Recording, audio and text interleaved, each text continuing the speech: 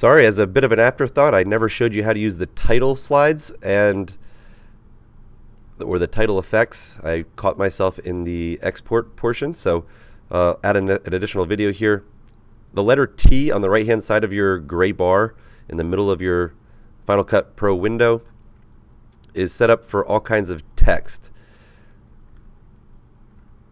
You can navigate by various categories here, or you can look at all on the left hand side. Just be aware of what you've selected. I have a few additionals that I've paid for.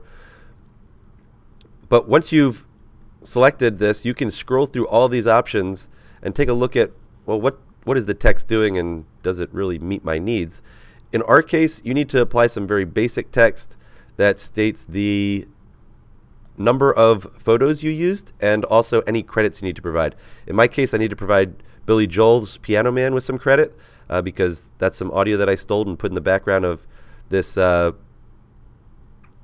this stop motion assignment. So whatever it is, whatever animation you decide to use, it needs to be identified, or it needs to be used to identify the content in this project, number of photos, and any copywritten media that you've used from online.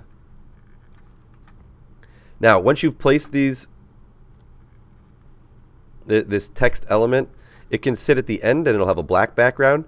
Anything that's got a black background in those text elements, if you place it on top of your media, in this case on top of my stop motion, it will play in front of it. You need to be aware of that because if you go below it, it's hidden behind that stop motion. You'll never see it. So text always has to sit on top because that black transparent portion around this text effect becomes is replaced. It's actually transparent and is replaced with whatever is currently behind it or beneath it. So these stack on top of each other, and what's below it you can see through if you have the transparency or you're taking advantage of the transparency. So I can take a look here and put my text on the end of my video if I choose to. In this case, I'm going to put it at the off the end and just leave it a black background. You could put a photo or something behind it if you wished. And to change this, to modify your text, you can double click on it and it'll select your available text. But I typically go over and open the inspector window, which is the second button in on the right hand side. And if you come up to the text option, you can now you have a nice text window with some editable properties associated with your text. You can also use this text field to type in multiple lines of text. And here is where you can change the appearance of it.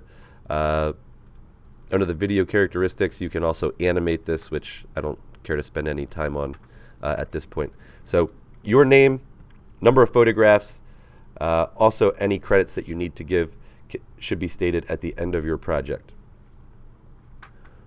Once this is completed, now you'll have a project, in my case 5 seconds long, with a title slide that will hold at the end of my project.